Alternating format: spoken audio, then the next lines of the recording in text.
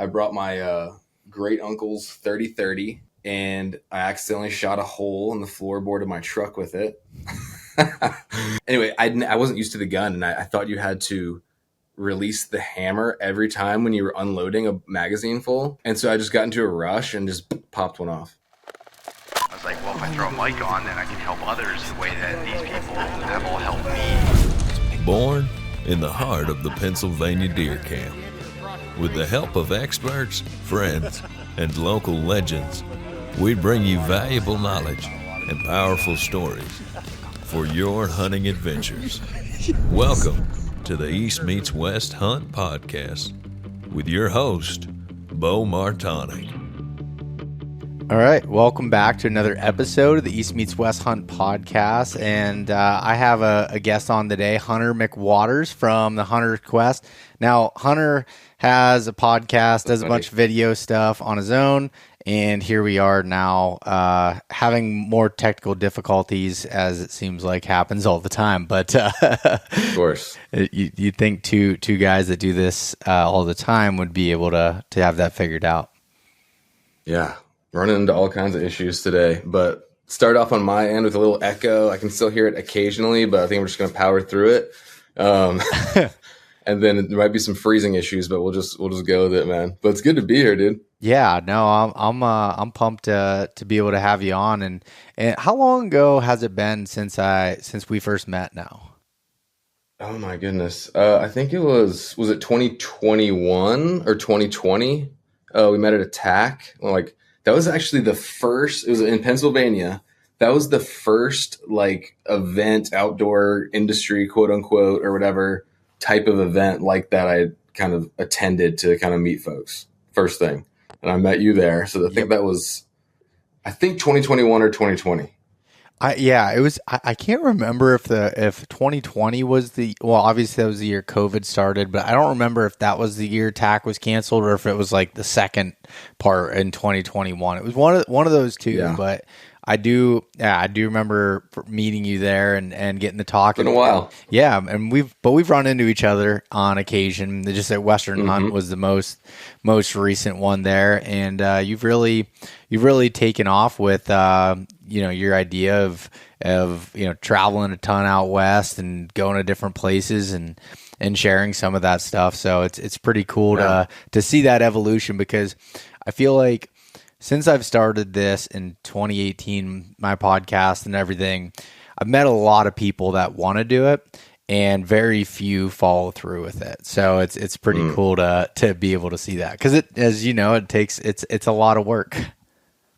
It is a lot of work. If you don't love this and feel like you're really made for it, you will quit, because it's it looks really cool, and it is. I am so blessed to do it. I feel like I was born to do what I'm doing right now, but it's just the way God has had his hand on my life, orchestrating stuff. I mean, I learned the skills to do this, from a professional standpoint, in a previous job that was not in the hunting industry, and got really awesome training.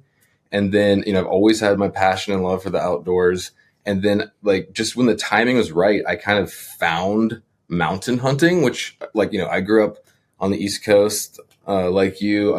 You're probably more in mountains than I am, but I grew up on a coastal, on the east, it's called the Eastern Shore of Virginia. And it's just flat. It's beautiful and tons of deer, excellent deer hunting, but it's flat and marshy. It's just different. Yeah. And, it was the perfect thing I needed right then. I loved it. I still love whitetail hunting, but when I found mountain hunting, it kind of changed everything. I was on a trip to Alaska.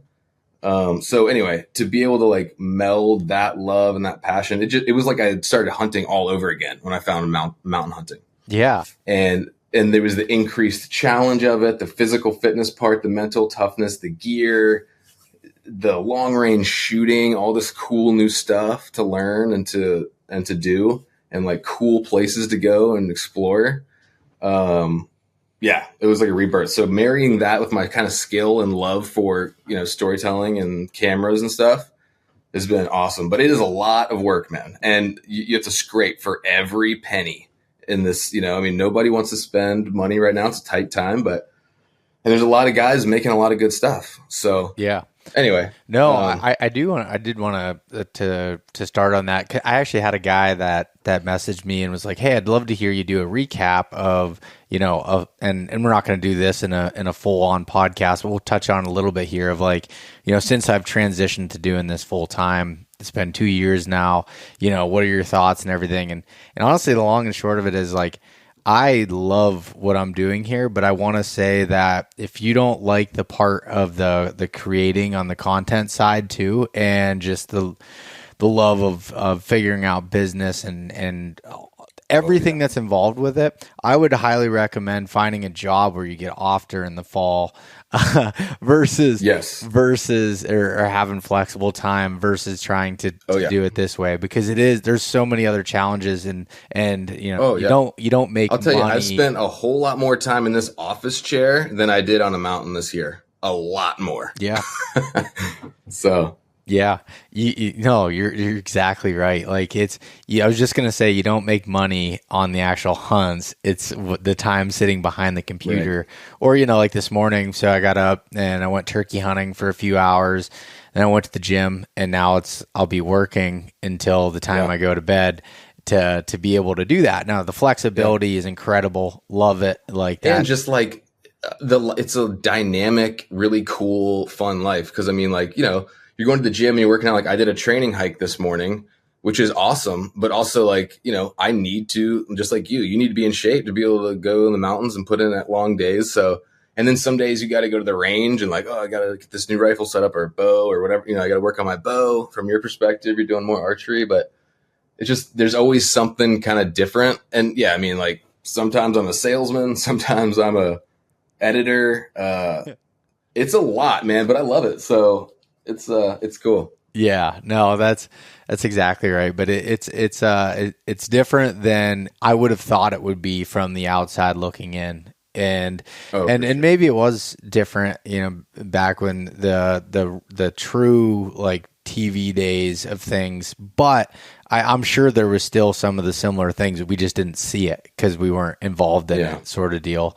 But it's different now because we have to be everything now. You got to be everywhere. You have to have a following on every platform. You got to be doing like, I feel like back in those days, like I don't know, a lot of guys operated with a team and a crew.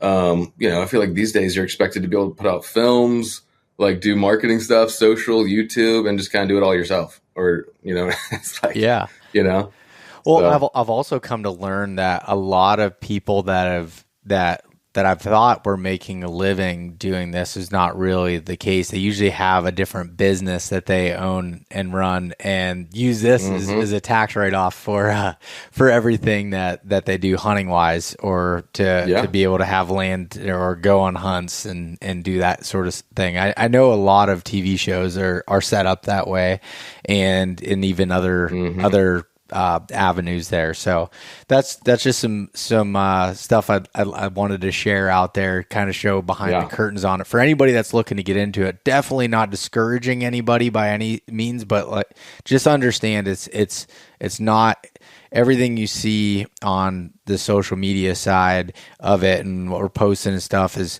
just, is usually the glory part. It's the highlight reel. Yeah. It's the highlight, just like everybody else. It's our highlight reel. Just like any other job, yes, I get to go hunting a lot, and it's amazing. Listen, I love this. Don't make me sound like I'm whining. I'm not. I love what I get to do.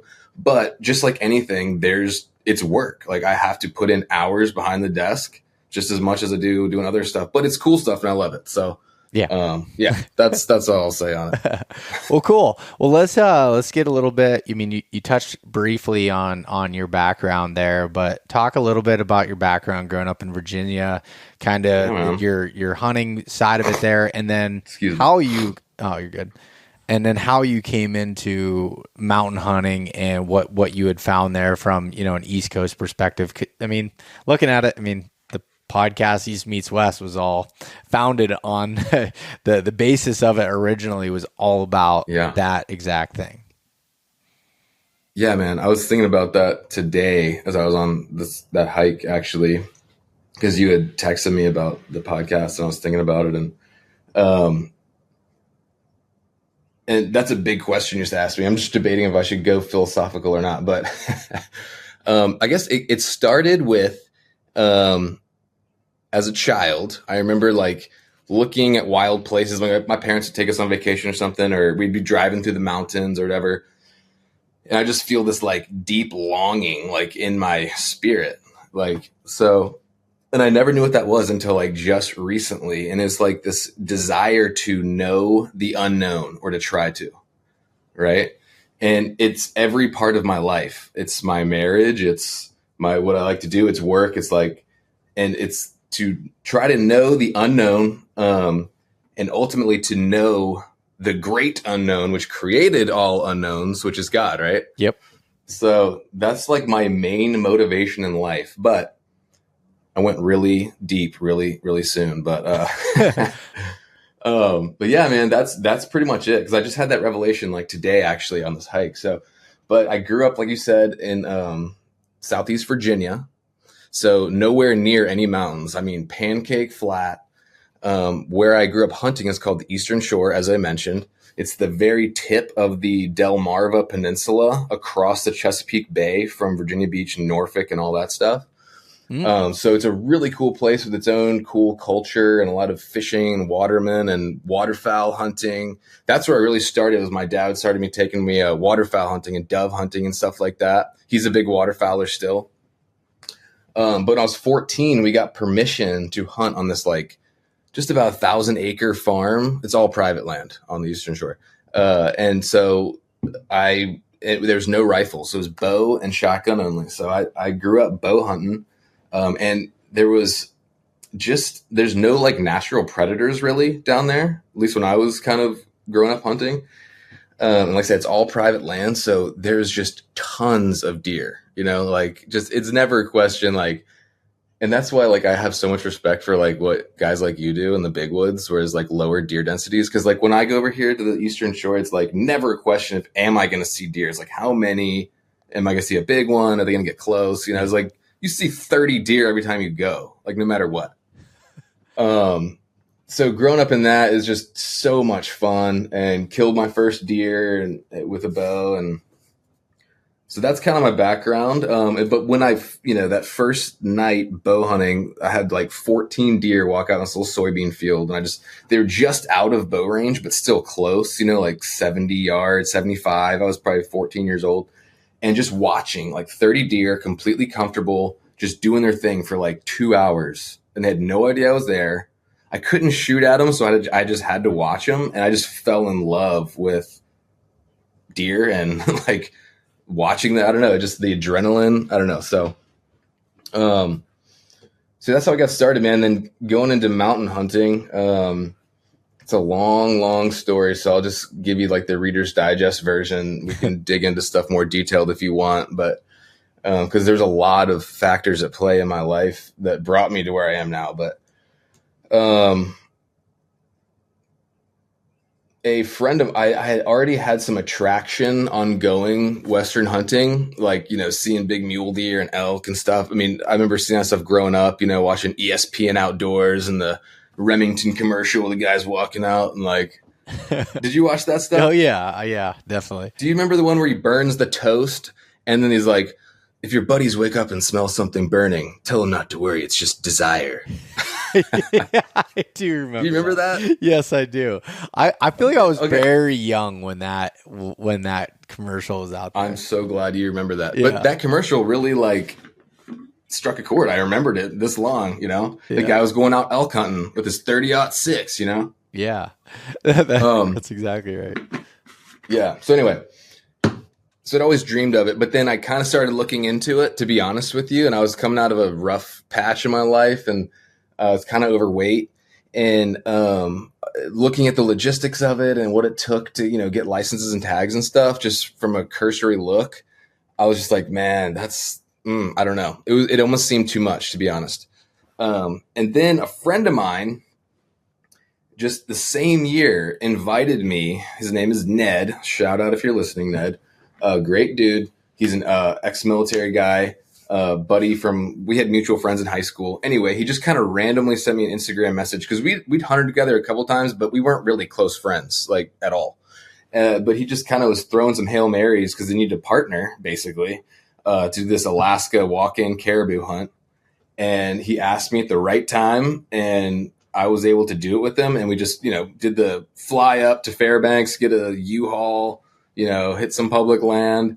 And that's a whole other story. But that's when that was the first, mountain hunt, pack-in style, multi-day backcountry hunt I ever did. And it was a huge journey getting to that point just to be able to do it. And then ever since then, it's been a huge journey, doing it more and more and just growing and learning as much as I can. I've been fortunate enough to hunt with some really good hunters and learned a lot. I'm still learning, but had an amazing season this year. So it's a lot has happened in a short time, but once I hit that first trip to Alaska, I was like, this is what I want to do. And then I got into filming hunts, and just kind of one thing led to another, but yeah, which we can go into if you want. Yeah. That's kind of the overview. Well, I will say it's not common that you get into your first, quote unquote Western mountain hunt in Alaska. I know. I know, man. Normally it's I'm going to Colorado, archery elk hunting in September, right. or I'm going antelope hunting with the rifle in October, or one of those types of deals. At least, that's what I've seen for the most part. Which I recommend to guys to do that, like the antelope thing. Yeah. The difference was my friend, he had a fair amount of Alaska experience. And so he was able to take me under his wing. He taught me a lot of stuff about I didn't even shoot rifle. Like back when I started, I didn't even have a proper rifle, and 200 yards was like a long shot. You know what I mean? Yeah. And now that's anyway, that's not a long shot at all. It's a chip shot. So I had to learn a lot. He taught me a lot. He had some really cool military training in that regard, and he taught me a lot about rifles and setting up my own rifles and a lot of stuff. And so anyway, I probably went off on a rabbit trail there, but no, man, that's good. But it's cool to see, and having a good buddy like that is awesome. That can teach you those things and go along and be able to have that. I will say, for anyone listening, if you get an opportunity and somebody asks you and you've always wanted to do it, figure out how to make it happen, because those opportunities don't come up all the time. And it's like, for example, if you were brand new to it and you were to go to somebody that's done it a lot and said, hey, can I tag along with you?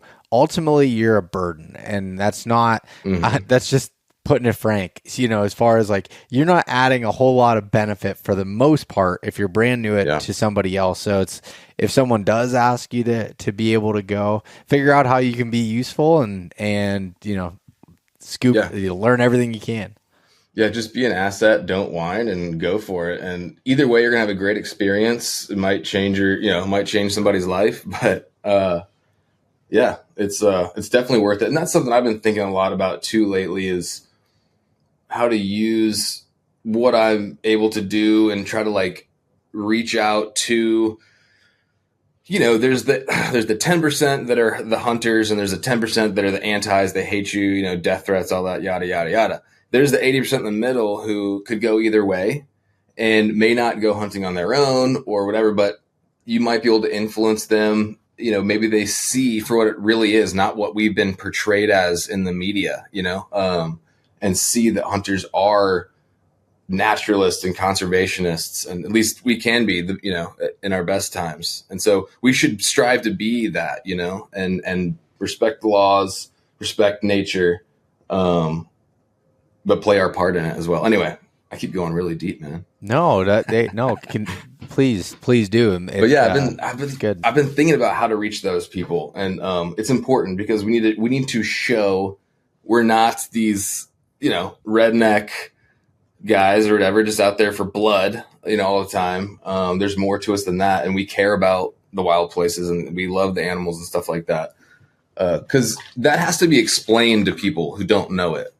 It's a foreign concept if you're not close to it or you don't know something about it. So, but usually if you have a conversation with someone and explain to it, explain to them what it really is and what it means to you in a genuine way, like most people come out like, oh, that's cool. I respect that. You know? Yeah, no, you're 100% right. And the problem is it with any sort of media, negative media is going to get more attention, and it makes better headlines. It does all that. So that's what's shown. If it bleeds, it leads. There's very few people that I've had conversations with that are non-hunters. I've even talked to people that are vegans that, when we had a one-on-one conversation, it was fine. Like, it was not, and I've had some that, still weren't really a fan of it, but understood it. And I think that's the important, it's not, to me, it's not really a goal of making everybody a hunter per se, but having them understand it and respect it. So when it comes down to those things where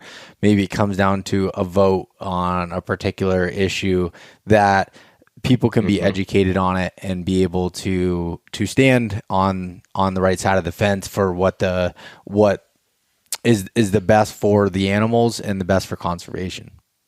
Absolutely. Yeah. So that's for sure, man. No, I agree with that. And it is a difficult thing on how to be able to reach those people and talk to them. They want to be reached, how to do that. Yeah. It's definitely not something that's super cut and dry. But going back to what you're talking about with your first caribou hunt, I want to hear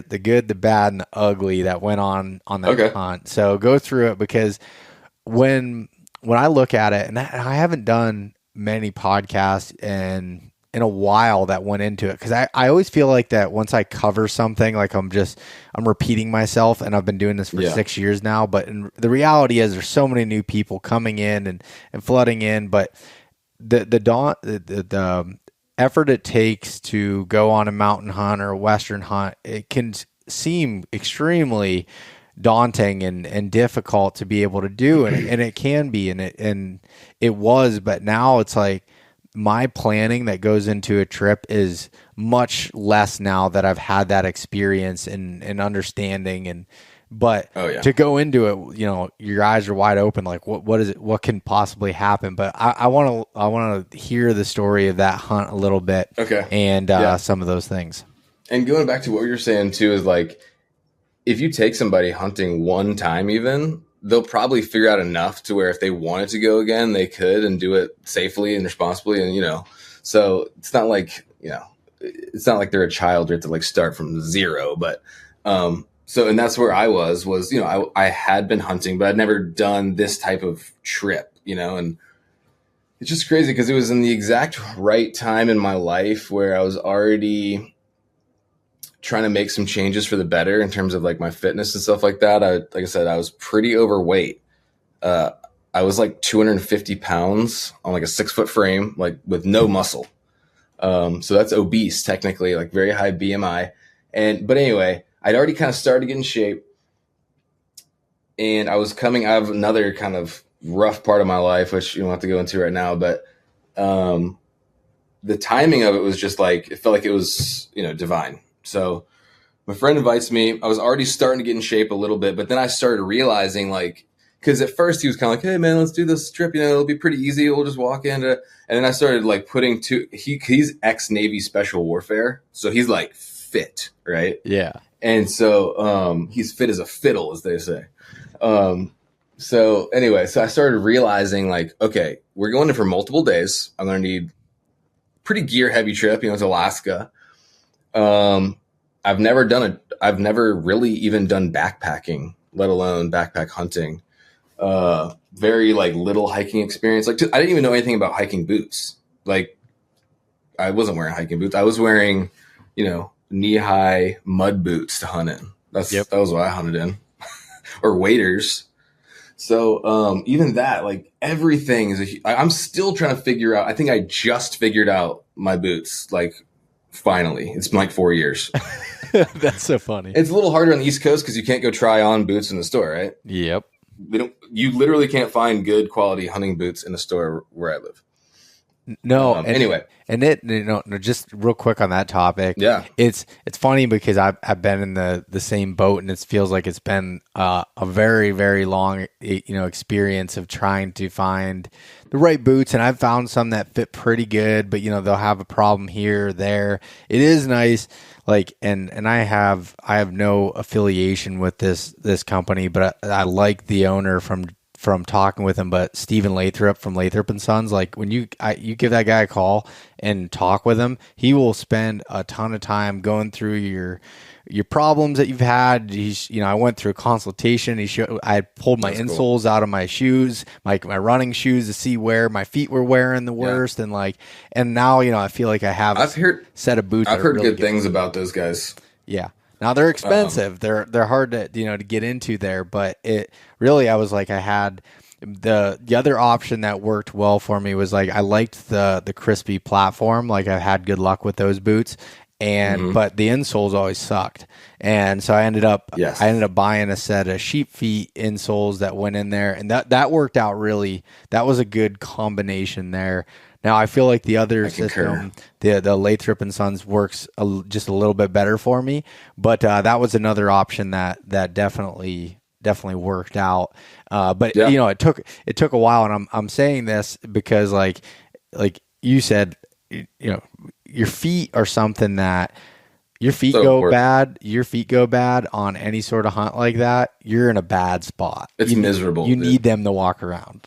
Yeah, which is perfect leads me into the rest of the story of this hunt, because I knew so little about boots that I got some super stiff, like crispy guide boots, and like I'm on the other side of the spectrum. Like I wear like the lightest, most flexible boots I can possibly get. Like, and so anyway, and these things didn't fit me at all. Like they didn't fit right at all. So, and I like about, I did training hikes around where I live too, but you can't replicate real climbing and, up and down in a mountain environment, very well. It's kind of you're there, you're not. Anyway, just to illustrate the fact that it was a huge learning curve, and getting in shape at the same time. Luckily I had a pretty good amount of time to prep. So that was in January or February. He invited me, and it was so I think I had, 8 or 9 months to prepare. Yep. I started just devouring podcasts, like listen to your podcast, listen to Exo Mountain Gear Guys podcast a lot, just different ones, and just learning as much as I could and just immersing myself in it. And still, like, no matter what, you're still going to make mistakes and stuff you're going to change, but you just got to start somewhere. Yep. And whether it's an antelope hunt or it's Alaska, it doesn't matter.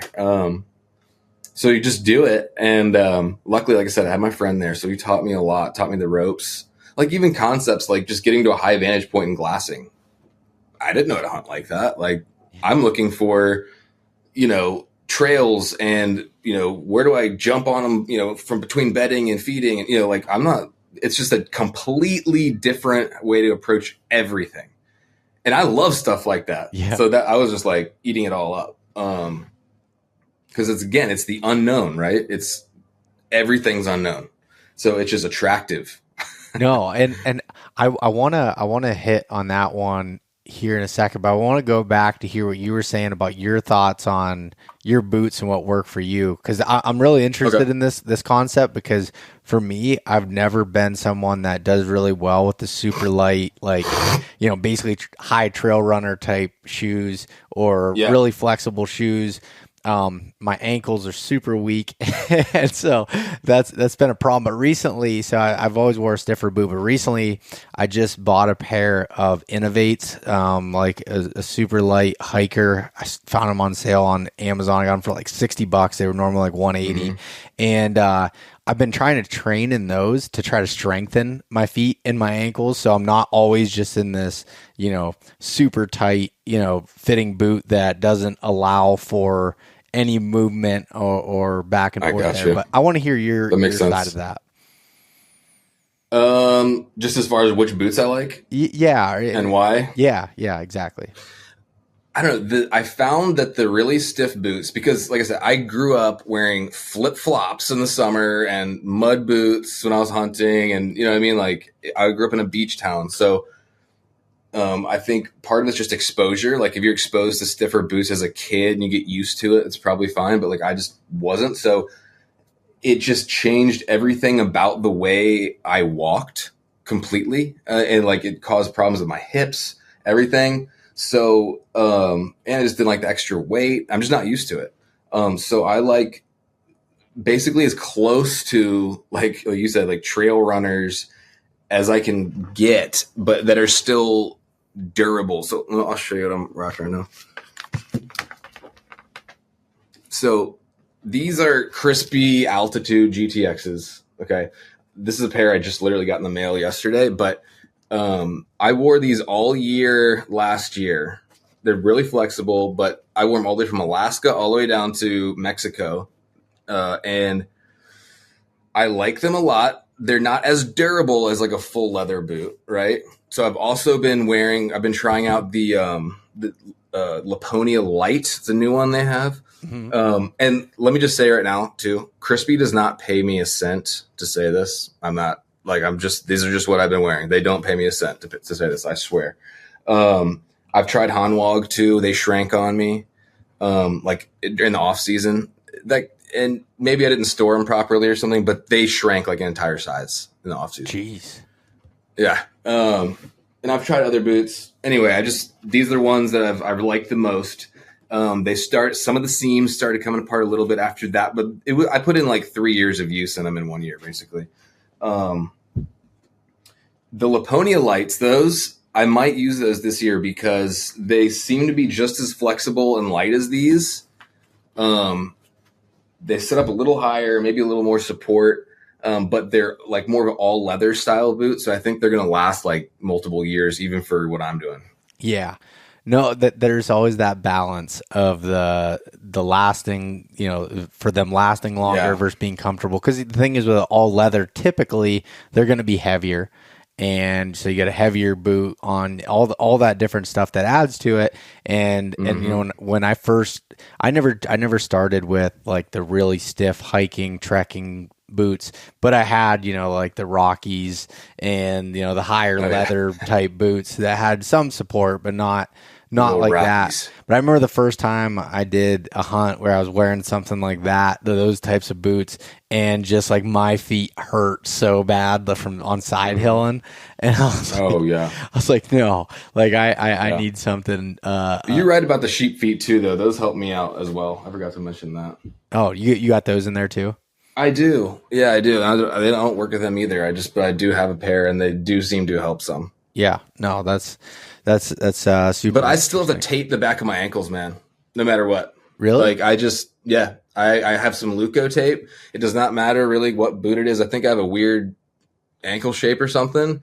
If I don't tape it and I'm doing some serious up and down, I'm going to get a blister in the back of my ankle. So, but anyway, my feet were trashed after that first hike in on that Alaska trip. Back to the story. The first hike in. First hike in. I hunted the first 2 days after we set up camp in my Crocs and gaiters because my feet were so trashed. Oh, that's terrible. Yeah. So anyway, but it was great though. Like it didn't ruin the hunt, but definitely is something that to your point, you want to figure that out and take your boots on hikes and stuff like that as much as you can before the season. But the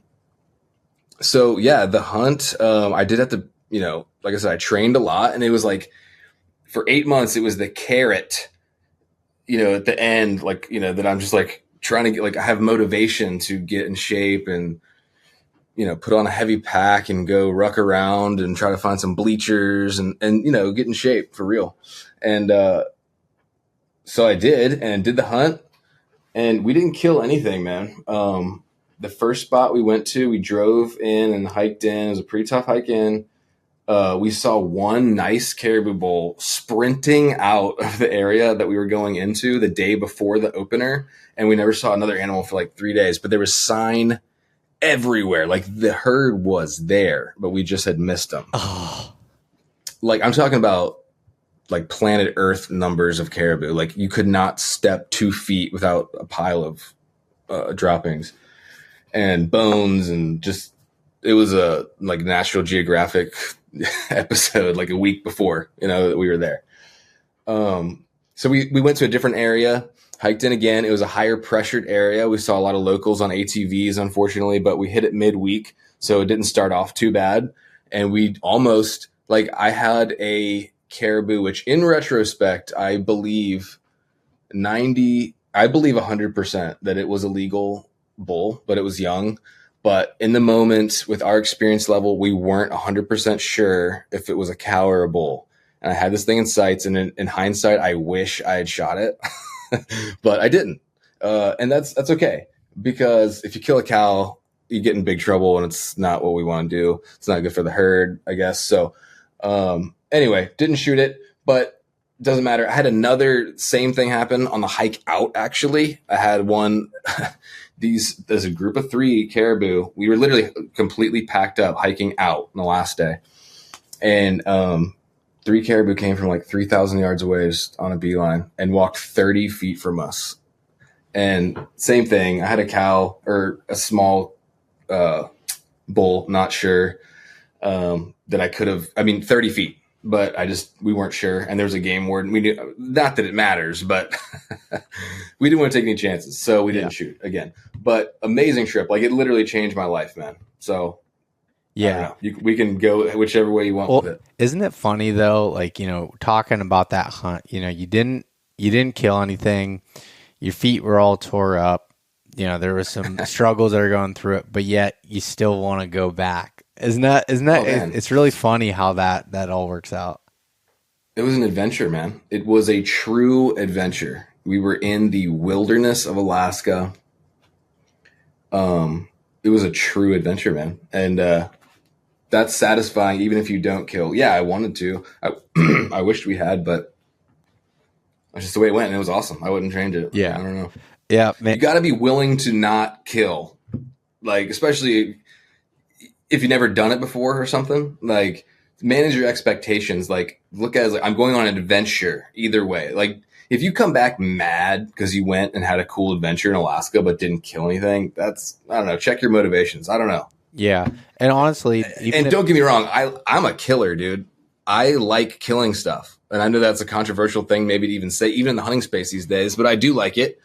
But you can't just be like mad you didn't kill something. You had an adventure, man. Like, be happy. No, like it doesn't even outside of Alaska, just going anywhere new, trying anything new.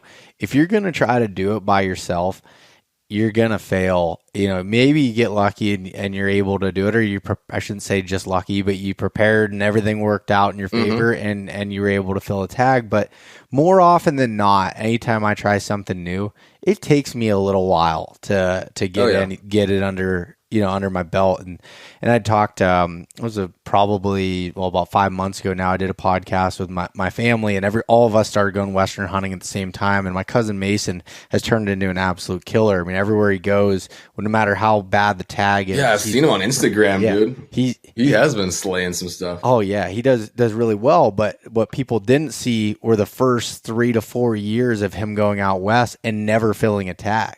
And then once it clicked, he was just like, on a roll with it and learning. But if your ultimate motivation, if your only thing you want to do is check it off a list of say shooting a bull elk or doing something, you better save some money and go with an outfitter. And even that's not guaranteed, but for sure. But that's and there's nothing wrong with if you have no one to teach you.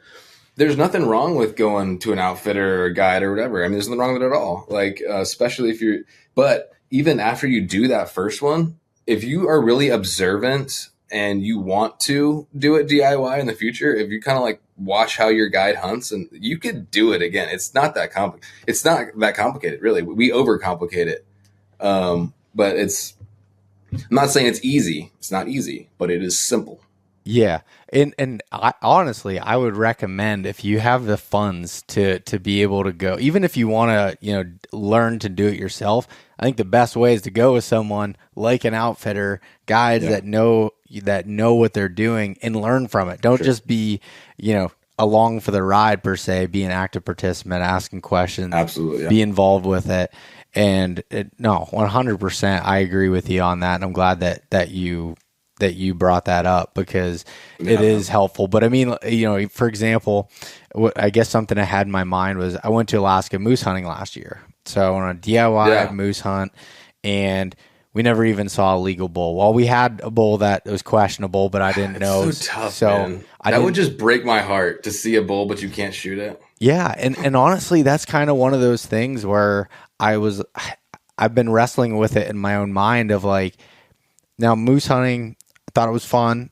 I don't think for me, it's as fun as elk hunting or spot and stock mule deer or even some whitetail hunting. Like to me, it's just not, it isn't something that I feel like I want to do every year to get good at, nor do I have the funds to do that. I'm like, maybe this is something I set more of a longer term goal, and I do go with an outfitter and do it that way to be able to do it. 'Cause I really do want to shoot a moose. Like, and I've had the experience of going up there. Yeah. But that's something that I've been kind of wrestling in my own head of it. There's the ego that are in all of us are like, oh, I want to do it myself. But it's also the standpoint of like looking at the realism of it and figuring out, which it's very realistic to be able to do. It's just, I don't know if I'm willing to want to put in the effort or the effort and the time and the money to do that. Yeah, I mean, you should never like just be like, I want to get into Western hunting. I'm going to do a DIY moose hunt in Alaska. That's like a recipe to die. Like, you do not want to do that. But you could work up to it, start off with an antelope hunt, start off like I did, just go kill a deer in your home state in the public land in the mountains. That's what you're like an expert at. So, but that was the first thing I did with me. When I got the call of the wild, me and my cousin, I called him up and said, let's go camping and hunting in the mountains here in Virginia for a weekend, and that's how we started. And I brought my great uncle's 30-30, and I accidentally shot a hole in the floorboard of my truck with it, which you should go back and listen to that podcast. It's like the third podcast I ever did or something. I tell the story. But anyway, everyone was safe. The gun was pointed in a safe direction, just not for my truck. Yeah. Anyway, I wasn't used to the gun, and I thought you had to release the hammer every time when you were unloading a magazine full. And so I just got into a rush and just popped one off. Oh. But anyway. Like you were standing like outside your truck, like just like. Yeah, I was standing outside the truck, unloading it, and just was being an idiot and accidentally shot one into the ground. But in between the ground and the gun was the floorboard of my truck.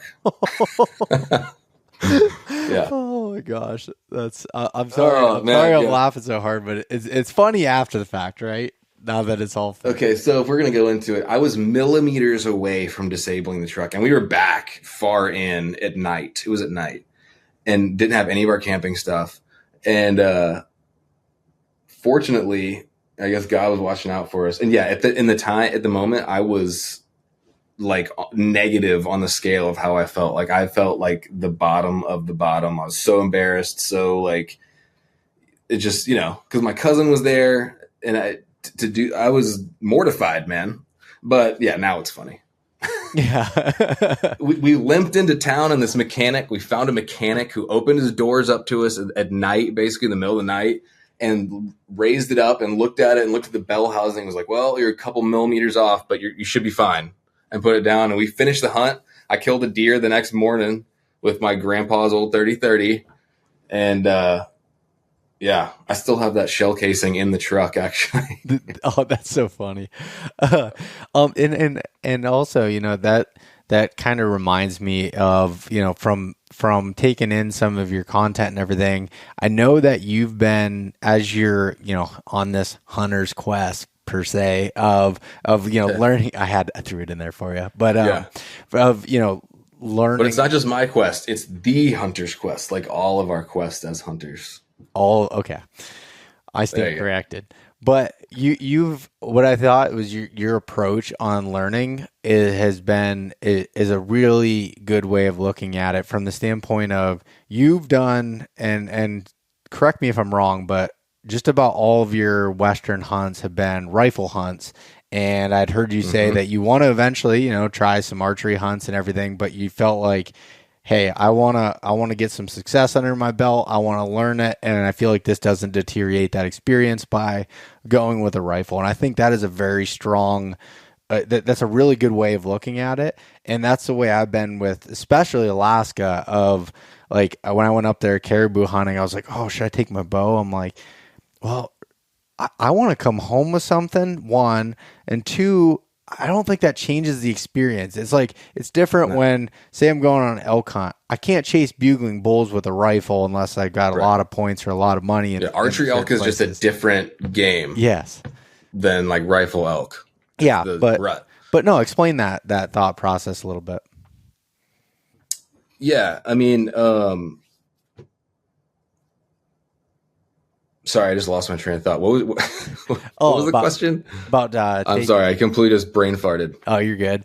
About rifle hunting and like. Oh yeah, rifle hunting. Okay, yeah, definitely, man. Well, first of all, it was in a weird way. Like I said, I grew up archery hunting like almost exclusively, so part of that equation, not only the higher success rates and stuff like that, but also like. It was something new to me. Shooting a long range, like learning how to do a long range weapon system was something completely new. I knew nothing about. Like literally I had that season before, I had a 12 gauge shotgun, a slug gun. I bought a rifled barrel on eBay when I was like in high school, put it on 1187 Remington. And then I had like, just a, whatever I could buy on eBay, like a slug. I mean, what's it called?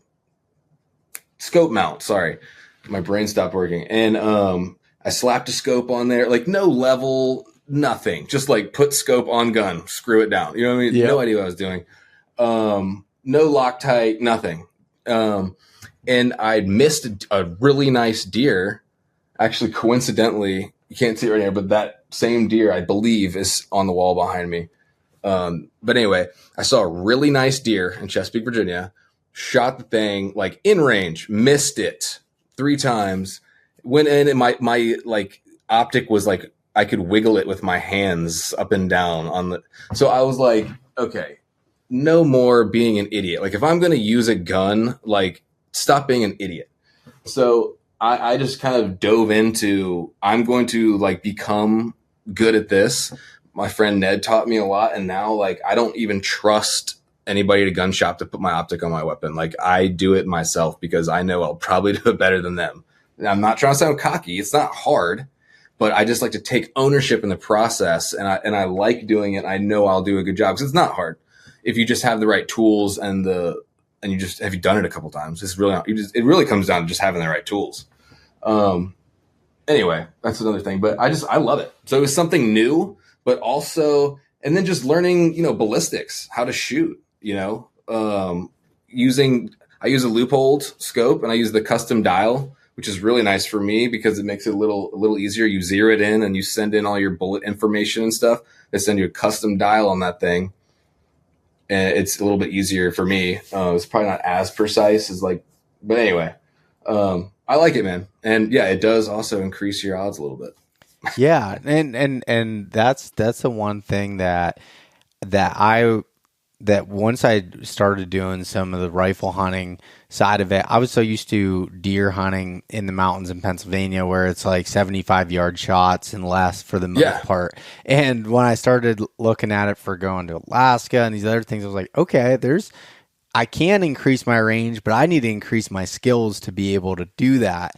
It's not just, slapping a scope on there. And my brother is a gunsmith by trade and he's very good at that stuff. I never paid a lot of attention to it. I was always liked archery stuff and worked at an archery shop, but never spent a lot of time in it. But then once I started learning it and then going to, one of my roommates in college is, in the SEAL teams and went to a camp with him and went and started learning long range shooting and ballistics and understanding all of those things. And it's awesome. It was like a whole nother world that really in the last couple of years that I've kind of dove into.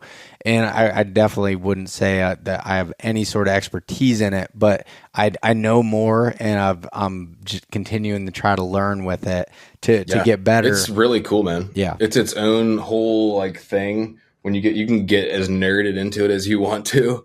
And my friend who taught me, Ned, he was like a big time like ballistics, like, loading all his own stuff, like building ladders, like load development, all that stuff. I'm not that sophisticated, but I'm good enough because when you're on these Western hunts, man, like you're gonna go out there and you're going to get presented, for the most part, usually like between 200 and 400, you should be comfortable. I mean, the longest shot I ever made was this year on a blacktail buck, because the only opportunity I had was like 567.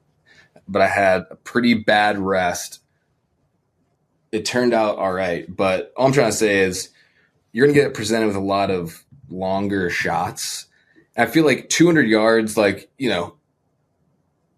that's far enough away from the animal where you can pretty easily get into 200 yards and they're not going to really know you're there. Mm-hmm. Once you get past 200 and closer, it starts to get, okay, you're in this thing's bubble a little bit. So it definitely makes things easier. And like I said, there's such a learning curve for all this stuff.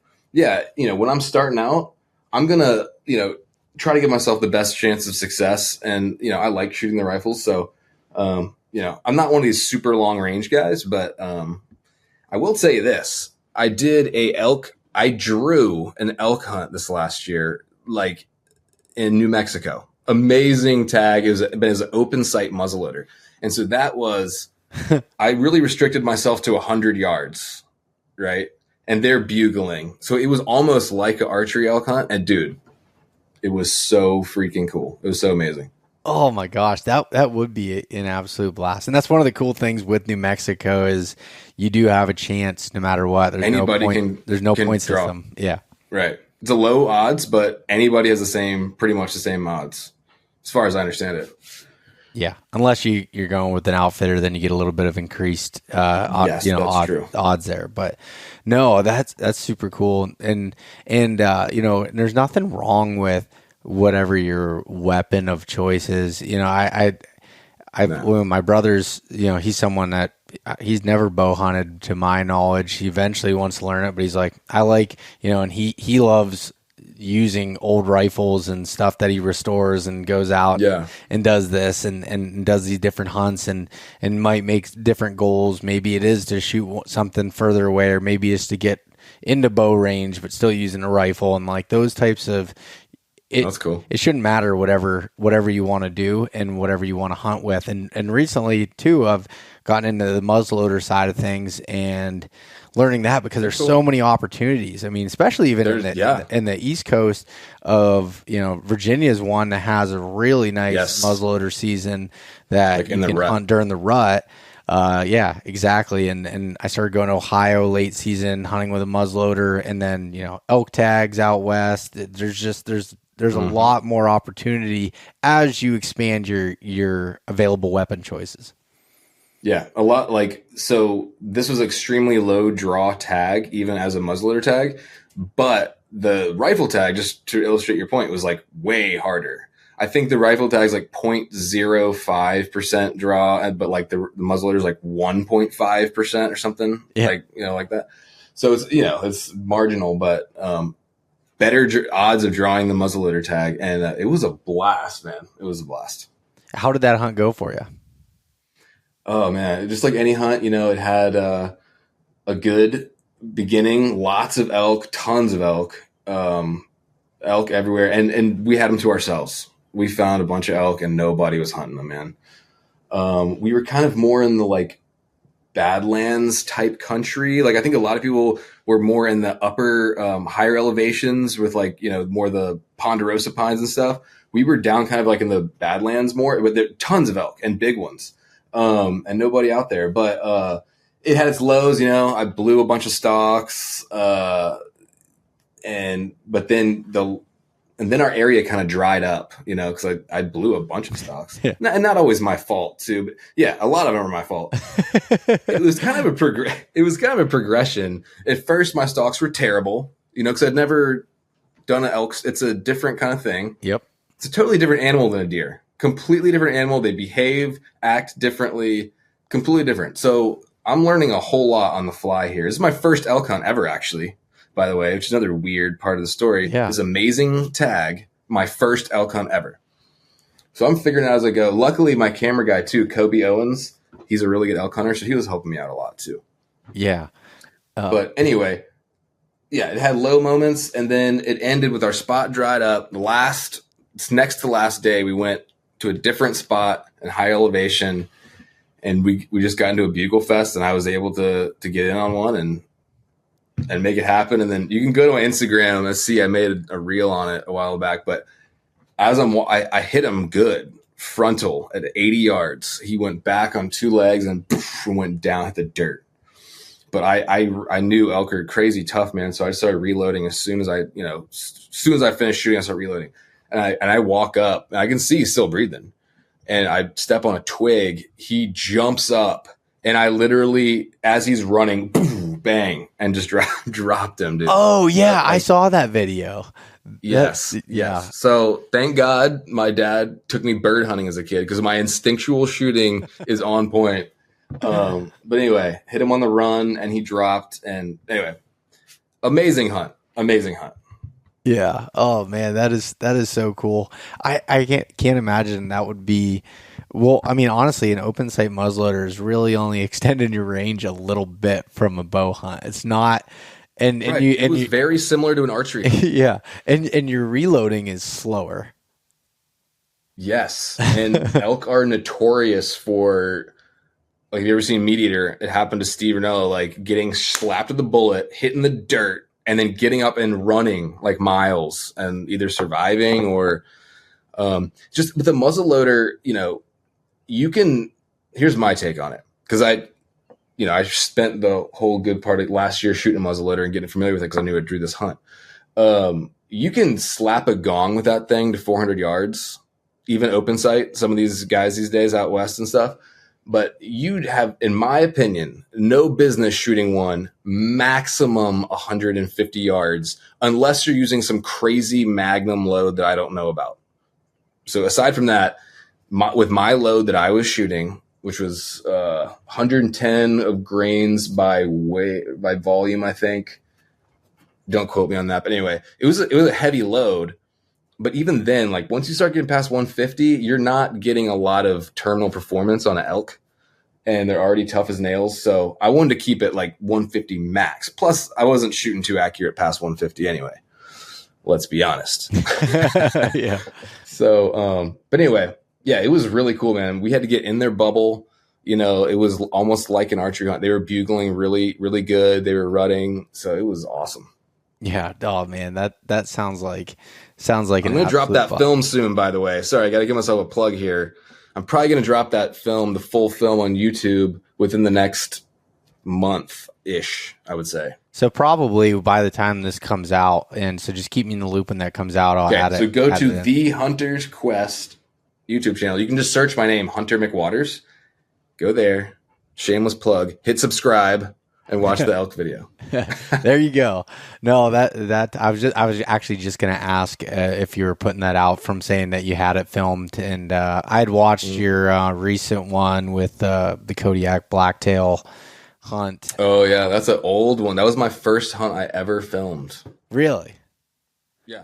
Yeah. Well, first big game hunt. I'd filmed waterfowl hunts before that. That was like the first time I filmed my own hunt. Yeah. And yeah, that was a good one. No, that was super cool. I watched that. I watched it. When did you release that one? Okay, so that one has had an interesting history. Brian Call from Gritty. Yeah. You know Brian. Yep. He saw it. Well, I had him on a podcast. We are friends.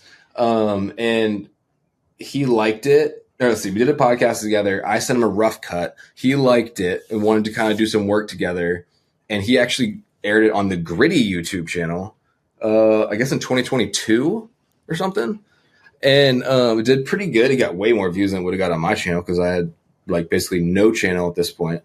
Not that I have a huge one now either, but anyway. And then when I started the TV show, I re-edited it and put a version on the first season of the show on Sportsman Channel. So it's been there. And then I re-released the TV version of the one I edited for TV onto my YouTube channel just recently again. Okay. So that's why I was confused, because I felt like I saw it before, and it must have been on Brian's channel. And then I just watched it again last night, and as I was kind of getting ready for this podcast and everything, and I looked and it said like a month ago, but it looked, and I was like, man, I feel like I've seen this before. Yeah, it's old.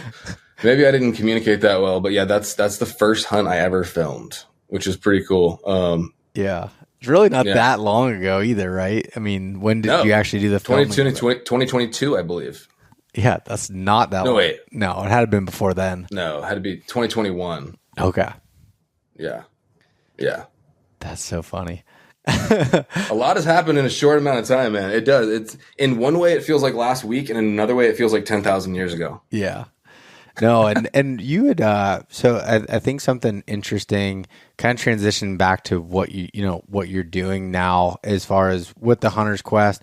One thing that I've really admired, watching you, is what you've done to be able to fast track yourself a little bit. And one of those things, and I want you to explain it because I'm just seeing it from the outside, but was, working with Brian and being willing to go film other people, get experience, make those connections that helped you, in your own way. Oh yeah. I mean, that is the reason why I'm here.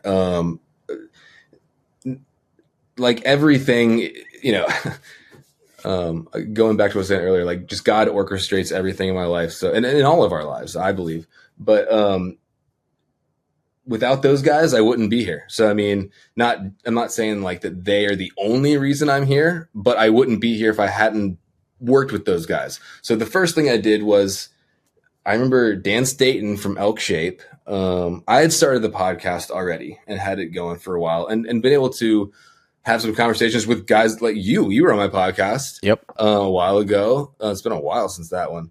But and guys like you and others and guys I respected in the industry and still do respect the industry. But I had all these micro connections through the podcast. That was really the start of it.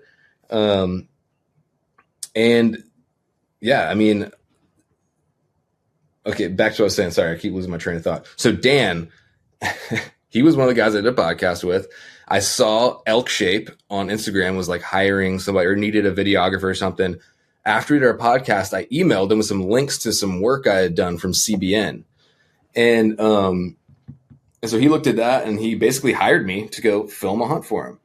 So, going from at one point being super overweight to now I'm, being hired by Dan, the fitness man, air quotes, to go elk hunt for 9 days at 10,000 feet of elevation. Plus we were sleeping at 10,000, I think.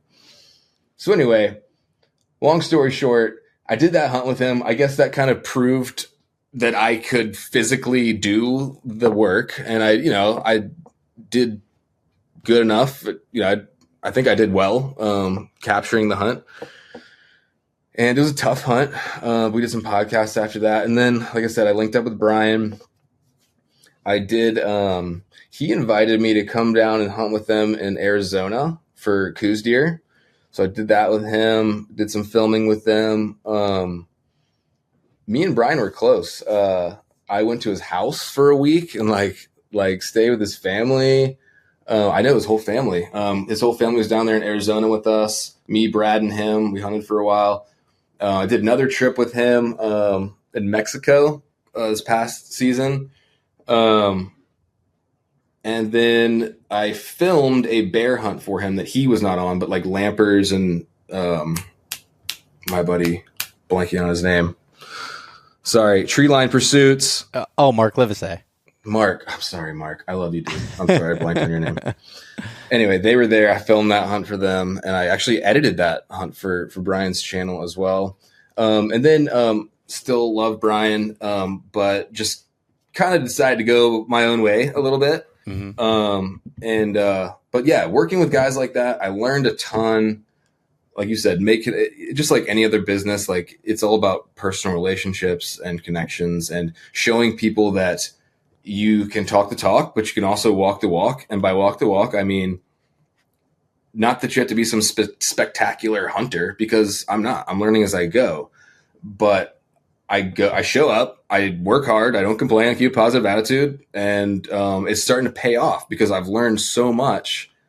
This year, I've got 4 species firsts already, and I'm going to Spain in a month. Hopefully that'll be 2 more. So Lord willing, maybe I'll have 6 species firsts in 1 year, which is, again, I'm not trying to sound like I'm bragging, but and all glory goes to God, because I wouldn't be here without him. But it's been a crazy journey, man. I've learned a lot.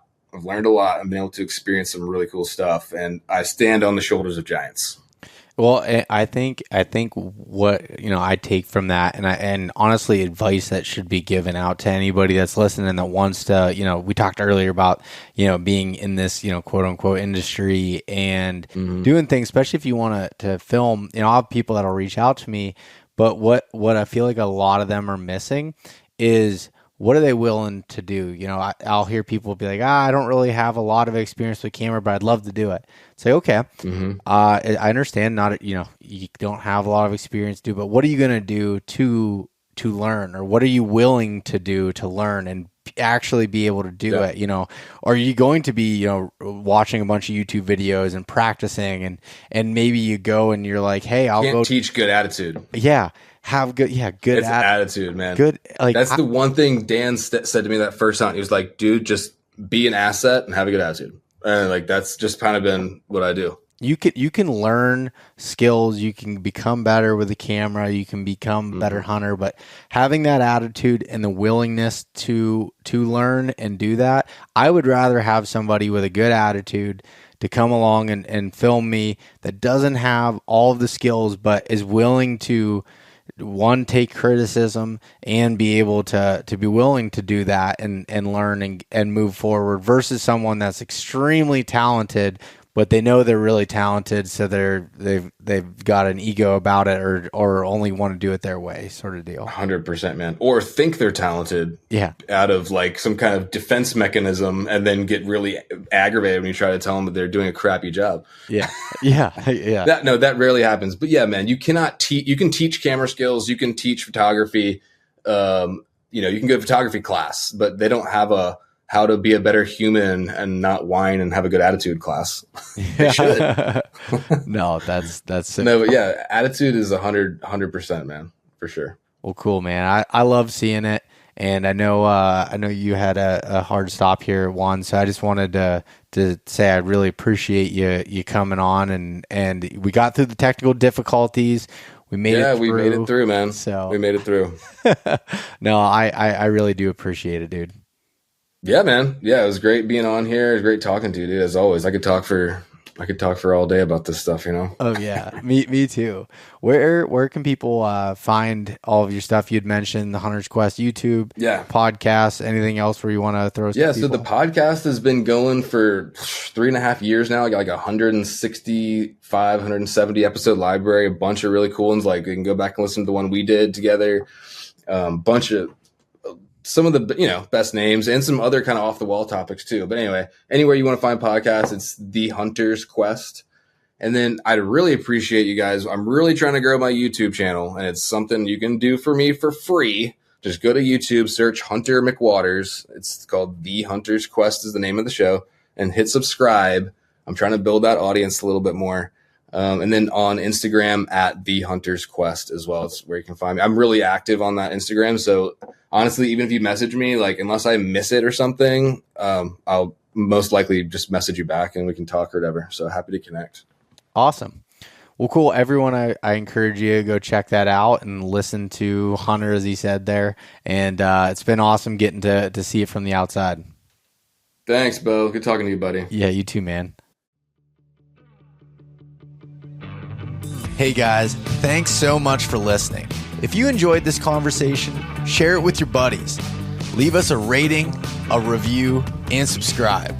If you want to check out more content like this, there's plenty in the links below. We truly appreciate having you guys along with us.